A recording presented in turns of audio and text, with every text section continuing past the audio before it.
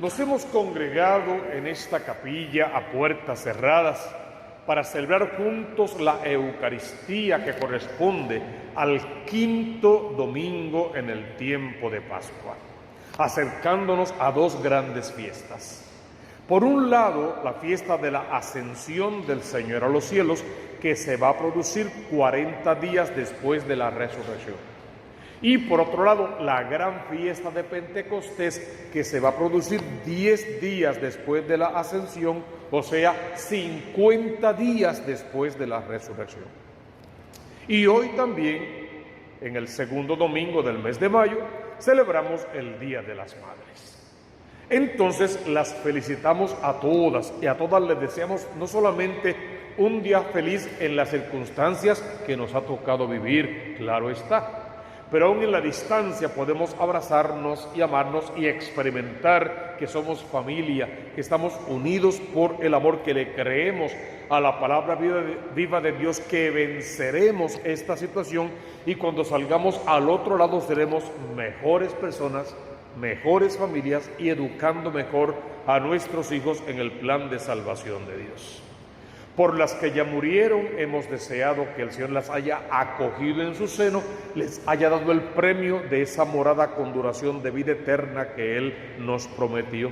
Y a las que están vivas, que podamos disfrutarlas a cada una de ellas y hacerlas inmensamente felices. La primera lectura de hoy está tomada del libro de los Hechos de los Apóstoles en el capítulo 6, versos 1 al 7. Y quizá es una lectura centro dentro de este libro de los Hechos de los Apóstoles. Hoy tenemos el nombramiento de los primeros 7 diáconos en la Iglesia Católica. Sabemos que la palabra diácono o la palabra diaconía significa servicio o servidor, y que arranca de aquella idea de que Jesús no vino a ser servido, sino vino a servir. ¿Cuál es la historia? Que hay un problema. ¿Cuál es el problema? Que se están quejando porque los de lengua griega se quejan contra los de lengua hebrea, diciendo que en el suministro diario no atendían bien a sus viudas. Es un problema real. Una parte de la comunidad se queja porque no está siendo bien atendido. Hablan de la parte económica, de cuando reparten comida y otros bienes. Creen ellos que hay favoritismo por la comunidad hebrea sobre los que son griegos. Y hay un problema. Lejos de irse por ahí a contar chismes e historias, presentan el problema ante la asamblea, ante la iglesia, tal como está. Y la iglesia, los sacerdotes del entonces, los apóstoles ya ordenados sacerdotes, enfrentan el problema de una. Ok, este es el problema. ¿Qué hacemos? Nos dividimos y olvidamos la comunidad y el amor, los griegos por una parte, los hebreos por otra, nos dividimos.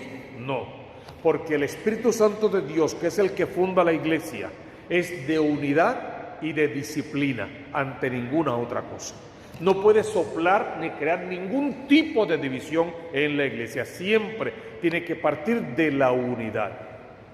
Por lo tanto, vamos a buscar, este es el problema, vamos a buscarle una solución. Los sacerdotes nos vamos a encargar de ministrar los bienes espirituales de la iglesia. Por lo tanto, hay que buscar hermanos que se encarguen de administrar los bienes materiales de la iglesia, para que así todas las cosas estén bien atendidas, cada ministerio con su ministro esté en su lugar, todos hagamos lo que nos toca y lo hagamos bien, y el fin último sea el bienestar social de la comunidad y por encima de eso, el bienestar espiritual de las almas. ¿Cómo lo hacemos? Vamos a buscar ayuda. ¿Quién nos va a ayudar? ¿Cualquier persona? No. La persona que nos vaya a ayudar tiene que tener 3 características principales. Tienen que ser hombres, porque en aquel tiempo saben que la mujer todavía no ocupaba un lugar de primacía, por lo tanto tienen que ser 7 hombres. Y tienen que tener estas características: de buena fama, llenos del Espíritu Santo de Dios, y sabios. Son las tres características del diácono, del servidor. Que tenga buena fama, que la comunidad hable bien de él, que no tenga cola que le pisen y que si la tuvo se haya arrepentido y haya cambiado realmente su forma de vivir. Que esté lleno del Espíritu Santo, que no haga nada sin invocar a ese Espíritu, sin orar con poder para que ese Espíritu descienda sobre él y le permita siempre tomar la mejor decisión. Y que tenga sabiduría, no que sea un hombre inteligente en los bienes del mundo, que sea sabio, que hable con Dios. Santidad en el Evangelio, sabiduría en el Evangelio se va a traducir por santidad, que sea santo. Eran las tres características que se pedían. Encontraron esos 7 hombres, entre ellos va a destacar Esteban, por ejemplo, que es el primer mártir. Y otros más que van a ir poco a poco evangelizando, como Santiago, que fue a otros lugares, Felipe, que fue a otros lugares a evangelizar. 7 hombres con esas características. La propuesta pareció bien a todos y eligieron a estos 7. Esteban, y lo describen como hombre lleno de fe y de Espíritu Santo. Felipe, que fue este primero que se fue a evangelizar. Prócoro, Nicanor, Timón, Parmenas, Nicolás, prosélito de Antioquía. Estos 7 hombres, ya ordenados al diaconado, comienzan a ayudar a los sacerdotes en todo lo que es el ministerio de la iglesia, tanto ministrando como administrando. ¿Y qué sucedió con esta elección? ¿Cuál fue el fruto? Aquí está. Que la palabra de Dios iba cundiendo, o sea, creciendo, y en Jerusalén crecía mucho el número de los discípulos, incluso muchos sacerdotes. Lógico, se refiere a los del Antiguo Testamento. Muchos sacerdotes aceptaron la fe, se convirtieron y entraron también a participar de esta nueva vida que ofrecía el Cristo resucitado. Como para decirte, tenemos problemas en todas las épocas, en todas las instancias, en las familias, en los matrimonios, en los hogares, en el trabajo, en la calle, en el mercado, en la iglesia, en el seno de la iglesia. Hay problemas. ¿Qué hacemos con los problemas? ¿Nos dividimos cada quien por su lado? No, buscamos una solución. ¿Dónde está la solución? Siempre en el que funda la iglesia, en el Cristo de la gloria, bajo la acción del Espíritu Santo de Dios, que es unidad y disciplina y que no puede crear ni soplar ningún tipo de división en la iglesia verdadera. Por eso el salmista decía: que tu misericordia, Señor, venga sobre nosotros como lo esperamos de ti. Cuando tenemos el problema que sea cualquiera, invocamos esa misericordia porque de Él siempre esperamos una verdadera solución. La segunda lectura fue tomada de la primera carta del apóstol San Pedro en el capítulo 2, versos 4 al 9. Ustedes son una raza elegida, un sacerdocio real. Una vez que aceptas a Cristo como Salvador, tu vida tiene que cambiar por fuerza. Nos acercamos al Señor, que es la piedra viva desechada por los hombres. Y ese sería el tema de esa primera lectura. Cristo es la piedra angular, la que desecharon los arquitectos.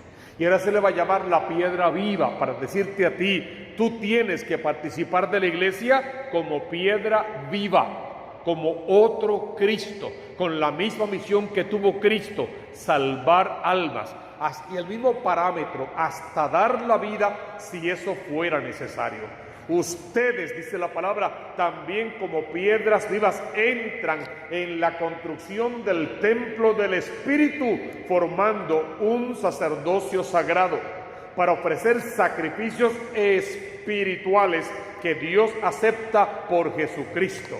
Y entonces cita a la Escritura en el Antiguo Testamento: yo coloco en Sión una piedra angular, escogida y preciosa, el que crea en ella no quedará defraudado. Es una invitación a poner nuestra fe en Cristo y a vivir cumpliendo con todo aquello que Cristo pide.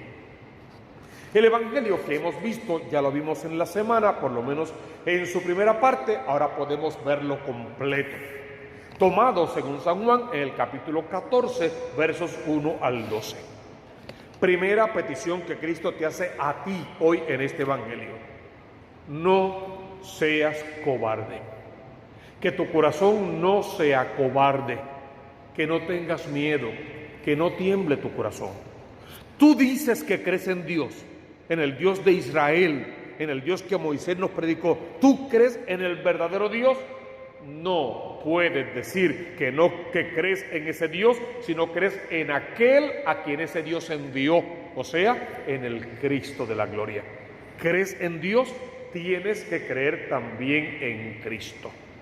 Y creyendo en Cristo, ¿cuál es el premio? Me voy a prepararles una mansión con duración de vida eterna en el reino de los cielos. Es la promesa que el Cristo le hace a aquellos que vivan conociendo y cumpliendo con sus mandatos. Cuando yo vaya y les prepare sitio, entonces volveré, y habla de su segunda venida, de la parucía, del escatón, del fin de los tiempos. Para que donde yo estoy, Cristo siempre, si dice yo soy, pues Él es el Dios que ha estado siempre, que estará siempre. Donde yo estoy, allí tienen que ir ustedes.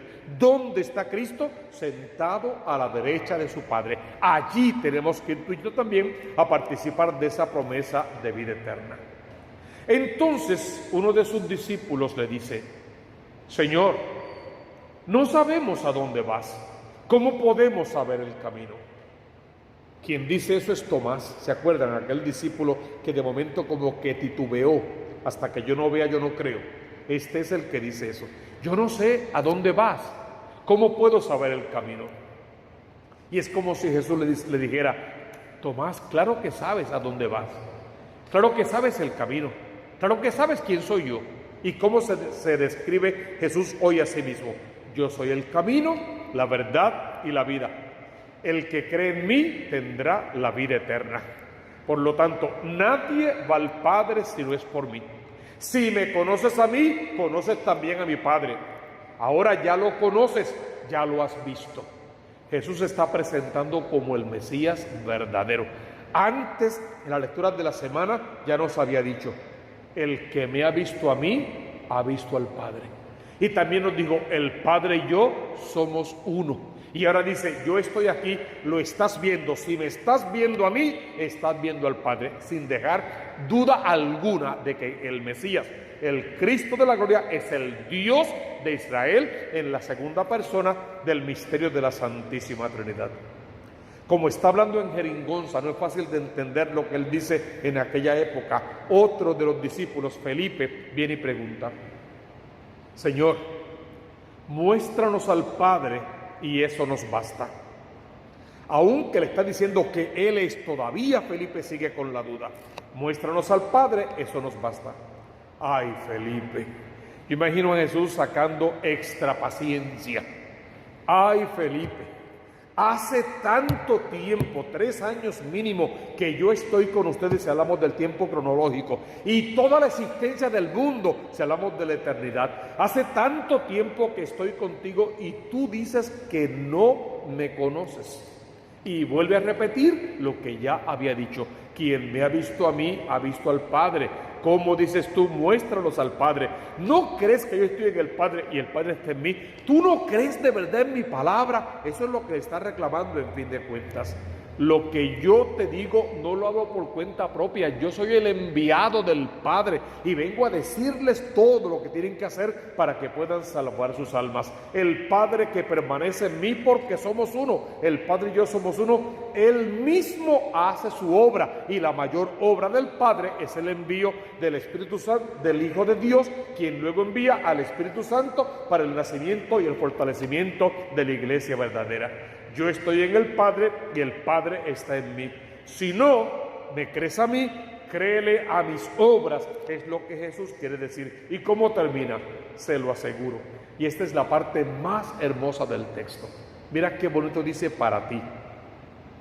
Se lo aseguro. El que cree en mí, en Cristo el enviado, también hará las obras que yo hago, y aún obras mayores. Esa es la promesa más hermosa del texto. Podemos hacer cosas mayores que las que Cristo hizo creyendo en Él, invocando su nombre. porque yo me voy al Padre, yo vuelvo a lo mío. Ustedes tienen que encargarse de hacer florecer la iglesia verdadera, pero puedes hacer obras mayores de las de Cristo si crees en Cristo, no por tu cuenta, no separándote, no apartándote, no dividiendo, no fundando o ir a formar parte de otras sectas. En la iglesia que Cristo fundó, si haces la obra de Cristo en la iglesia de Cristo, puedes hacer cosas mayores que las que Cristo hizo. Que todo el amor de Dios se derrame poderoso sobre nosotros. Que podamos celebrar este día en la distancia, pero en el amor. Que podamos orar con poder por nuestras madres y pedir para ellas cuanto precisan para ser felices y para entrar de lleno en el reino de los cielos. Y que juntos en oración podamos hacer de este mundo un mundo mejor en el que valga la pena vivir. Que el amor de Cristo habite para siempre en nuestros corazones y lo que pedimos en oración se nos conceda.